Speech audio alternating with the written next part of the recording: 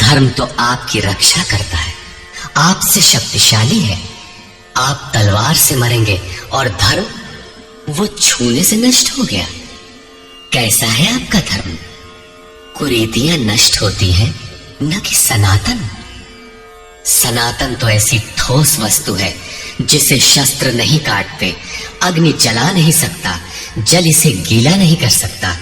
खान पान तो दूर, प्रकृति में उत्पन्न कोई वस्तु उसका स्पर्श भी नहीं कर पाती, तो वो सनातन नष्ट कैसे हो गया? ऐसी ही कतिपय कुरीतियां अर्जुन काल में भी थी। उनका शिकार अर्जुन भी था। उसने विलाप करते हुए गिड़गिड़ा कर कहा कि कुल धर्म सनातन है, युद्ध से सनातन धर्म नष्ट हो जाएगा। कुल धर्म नष्ट होने से हम अनंत काल तक नरक में चले जाएंगे।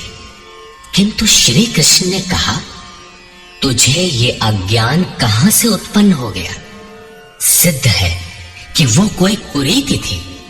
तभी तो श्री कृष्ण ने उसका निराकरण किया और बताया कि आत्मा ही सनातन है। यदि आप आत्मिक पथ नहीं जानते तो सनातन धर्म में आपका अभी तक प्रवेश नहीं हुआ है। जब ये सनातन शाश्वत आत्मा सबके अंदर व्याप्त है तो खोजा किसे जाए? इस पर श्री कृष्ण कहते हैं, अव्यक्तोऽयमचिन्त्योऽयम् अविकार्योऽयमुच्यते तस्मादेवं विदित्वैनं नानुशोचितुमर्हसि। ये आत्मा अव्यक्त अर्थात इंद्रियों का विषय नहीं है। इंद्रियों के द्वारा इसे समझा नहीं जा सकता। जब तक इंद्रियों और विषयों का संयोग है तब तक आत्मा तो है, किंतु उसे समझा नहीं जा सकता। वो अचिंत्य है।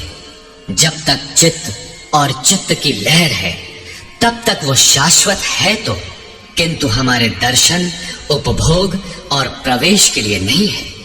अतः चित्त का निरोध करें। पीछे श्री कृष्ण बता आए हैं कि असत वस्तु का अस्तित्व नहीं है और सत का तीनों कालों में अभाव नहीं है। वो सत है आत्मा। आत्मा ही अपरिवर्तनशील, शाश्वत, सनातन और अव्यक्त है। तत्वदर्शियों ने आत्मा को इन विशेष गुण धर्मों से युक्त देखा।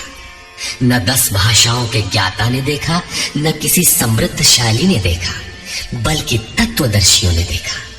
श्री कृष्ण ने आगे बताया कि तत्व है परमात्मा। मन के निरोध काल में साधक उसका दर्शन और उसमें प्रवेश पाता है। प्राप्ति काल में भगवान मिलते हैं और दूसरे ही क्षण वो अपने आत्मा को ईश्वरीय गुण धर्मों से विभूषित देखता है। वो देखता है कि आत्मा ही सत्य, सनातन और परिपूर्ण है। ये आत्मा अचिंत्य है। ये विकार रहित अर्थात न बदलने वाला कहा जाता है। अतः अर्जुन, आत्मा को ऐसा जानकर तू शोक करने योग्य नहीं है। अब श्री कृष्ण अर्जुन के विचारों में विरोधाभास दिखाते हैं, जो सामान्य तर्क है। अथ चैनं नित्यजातं नित्यं वा मन्यसे मृतं तथापि त्वं महाबाहो दैवं शोचितुमर्हसि। यदि तू इसे सदैव जन्मने वाला और सदा मरने वाला माने तब भी तुझे शोक नहीं करना चाहिए, क्योंकि जातस्य हि ध्रुवो मृत्युः ध्रुवं जन्म मृतस्य च तस्मादपरिहार्येऽर्थे न त्वं शोचितुमर्हसि। ऐसा मान लेने पर भी जन्मने वाले की निश्चित मृत्यु और मरने वाले का निश्चित जन्म सिद्ध होता है। इसलिए भी तू बिना उपाय वाले इस विषय में शोक करने लायक नहीं है। जिसका कोई इलाज नहीं, उसके लिए शोक करना एक अन्य दुख को आमंत्रित करना है। अव्यक्तादीनि भूतानि व्यक्तमध्यानि भारत अव्यक्तनिधनान्येव तत्र का परिदेवना। अर्जुन, संपूर्ण प्राणी जन्म से पहले बिना शरीर वाले और मरने के बाद भी बिना शरीर वाले, जन्म के पूर्व और पश्चात भी दिखाई नहीं पड़ते, केवल जन्म मृत्यु के बीच में ही शरीर धारण किए हुए दिखाई देते हैं। अतः इस परिवर्तन के लिए व्यर्थ की चिंता क्यों करते हो? इस आत्मा को देखता कौन है? इस पर कहते हैं, आश्चर्यवत् पश्यति कश्चिदेनम् आश्चर्यवद्वदति तथैव चान्यः आश्चर्यवच्चैनमन्यः शृणोति श्रुत्वाप्येनं वेद न चैव कश्चित्। पहले श्री कृष्ण ने कहा था कि इस आत्मा को तत्वदर्शियों ने देखा है। अब तत्व दर्शन की दुर्लभता पर प्रकाश डालते हैं कि कोई विरला महापुरुष ही इस आत्मा को आश्चर्य की तरह देखता है, सुनता नहीं प्रत्यक्ष देखता है। और वैसे ही दूसरा कोई महापुरुष ही आश्चर्य की तरह इसके तत्व को कहता है। जिसने देखा है वही यथार्थ कह सकता है। दूसरा कोई विरला साधक इसे आश्चर्य की भांति सुनता है। सब सुनते भी नहीं, क्योंकि ये अधिकारी के लिए ही है। हे अर्जुन, कोई कोई तो सुनकर भी इस आत्मा को नहीं जान पाते, क्योंकि साधन पार नहीं लगता। आप लाख ज्ञान की बातें सुने, समझे, बाल की खाल निकाल कर समझे, लालायित भी रहे, किंतु मोह बड़ा प्रबल है। थोड़ी देर बाद ही आप अपनी सांसारिक व्यवस्थाओं में लिप्त मिलेंगे। अंत में श्री कृष्ण निर्णय देते हैं, देहि नित्यमवध्योऽयम् देहे सर्वस्य भारत तस्मात् सर्वाणि भूतानि न त्वं शोचितुमर्हसि। अर्जुन, ये आत्मा सबके शरीर में सदैव अवध्य है, अकाट्य है।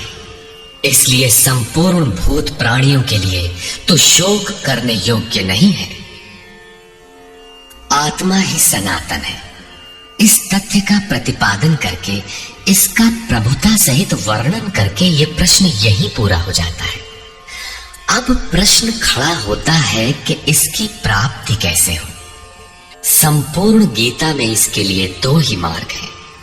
पहला निष्काम कर्म योग और दूसरा ज्ञान योग। दोनों मार्गों में किया जाने वाला कर्म एक ही है। उस कर्म की अनिवार्यता पर बल देते हुए योगेश्वर श्री कृष्ण ज्ञान योग के विषय में कहते हैं, स्वधर्ममपि चावेक्ष न विकम्पितुमर्हसि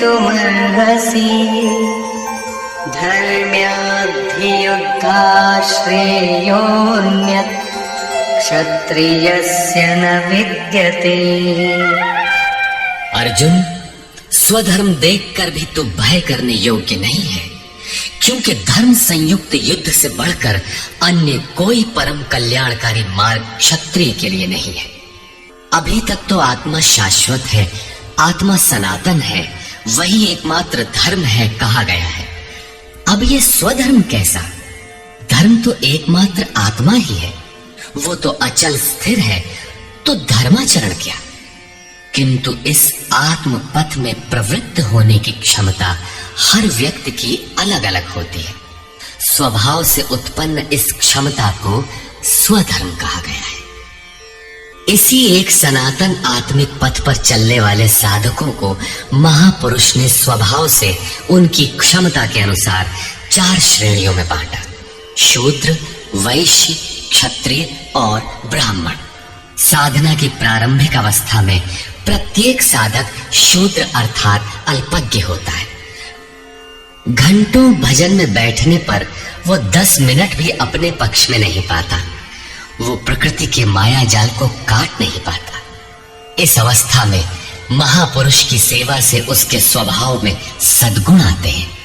वो वैश्य श्रेणी का साधक बन जाता है। आत्मिक संपत्ति ही स्थिर संपत्ति है। इसका वो शनैः शनैः संग्रह और गोपालन अर्थात इंद्रियों की सुरक्षा करने में सक्षम हो जाता है। काम क्रोध इत्यादि से इंद्रियों की हिंसा होती है तथा विवेक वैराग्य से इनकी सुरक्षा होती है, किंतु प्रकृति को निर्बीज करने की क्षमता उसमें नहीं होती। क्रमशः उन्नति करते करते साधक के अंतःकरण में तीनों गुणों को काटने की क्षमता अर्थात क्षत्रियत्व आ जाता है। इसी स्तर पर प्रकृति और उसके विकारों को नाश करने की क्षमता आ जाती है।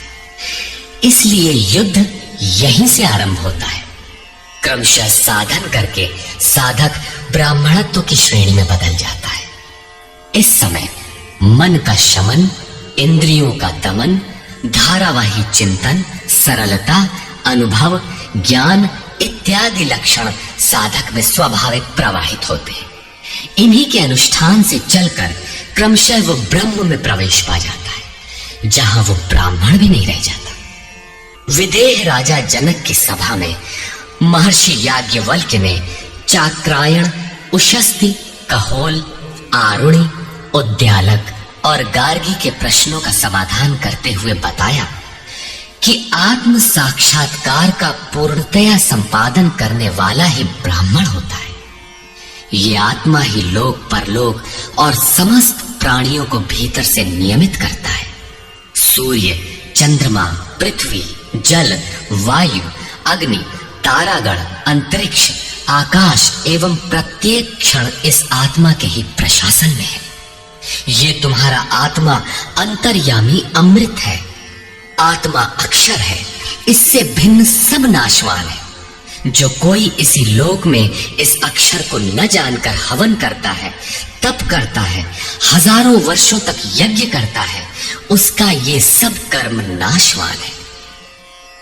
जो कोई भी इस अक्षर को जाने बिना इस लोक से मरकर जाता है, वो दयनीय है, कृपण है, और जो इस अक्षर को जानकर इस लोक से मरकर जाता है, वो ब्राह्मण है। अर्जुन क्षत्रिय श्रेणी का साधक है। श्री कृष्ण कहते हैं कि क्षत्रिय श्रेणी के साधक के लिए युद्ध के अतिरिक्त कोई कल्याणकारक रास्ता है ही नहीं। प्रश्न उठता है कि क्षत्रिय है क्या? प्रायः लोग इसका आशय समाज में जन्मना उत्पन्न ब्राह्मण, क्षत्रिय, वैश्य, शूद्र जातियों से लेते हैं। इन्हें ही 4 वर्ण मान लिया जाता है, किंतु नहीं। शास्त्रकार ने स्वयं बताया है कि क्षत्रिय क्या है, वर्ण क्या है। यहां उन्होंने केवल क्षत्रिय का नाम लिया और आगे 18वें अध्याय तक इस प्रश्न का समाधान प्रस्तुत किया कि वस्तुतः ये वर्ण है क्या और कैसे इनमें परिवर्तन होता है। श्री कृष्ण ने कहा, चातुर्वर्ण्यम मया सृष्टम। 4 वर्णों की सृष्टि मैंने की, तो क्या मनुष्यों को बांटा? श्री कृष्ण कहते हैं कि नहीं, गुण कर्म विभागशः। गुणों के माध्यम से कर्म को 4 भागों में बांटा। ये देखना है कि वो कर्म क्या है जिसे बांटा गया। गुण परिवर्तनशील है। साधना की उचित प्रक्रिया द्वारा तामसी से राजसी और राजसी से सात्विक गुणों में प्रवेश मिलता जाता है। अंततः ब्राह्मण स्वभाव बन जाता है। उस समय ब्रह्म में प्रवेश दिला देने वाली सारी योग्यताएं उस साधक में रहती है। वर्ण संबंधी प्रश्न यहां से आरंभ होकर 18वें अध्याय में जाकर पूर्ण होता है। श्री कृष्ण की मान्यता है, श्रेयान् स्वधर्मो विगुणः परधर्मात् स्वनुष्ठितात्। स्वभाव से उत्पन्न इस धर्म में प्रवृत्त होने की क्षमता जिस स्तर की हो, भले ही वो गुण रहित शूद्र श्रेणी की हो, तब भी परम कल्याण करती है, क्योंकि आप क्रमशः वहीं से उत्थान करते हैं। उससे ऊपर वालों की नकल करके साधक नष्ट हो जाता है। अर्जुन क्षत्रिय श्रेणी का साधक था, इसलिए श्री कृष्ण कहते हैं कि अर्जुन, अपने स्वभाव से उत्पन्न योग्यता को देखकर, इस युद्ध में प्रवृत्त होने की अपनी क्षमता को देखकर भी तू भय करने योग्य नहीं है। इससे बढ़कर दूसरा कोई कल्याणकारी कार्य क्षत्रिय के लिए नहीं।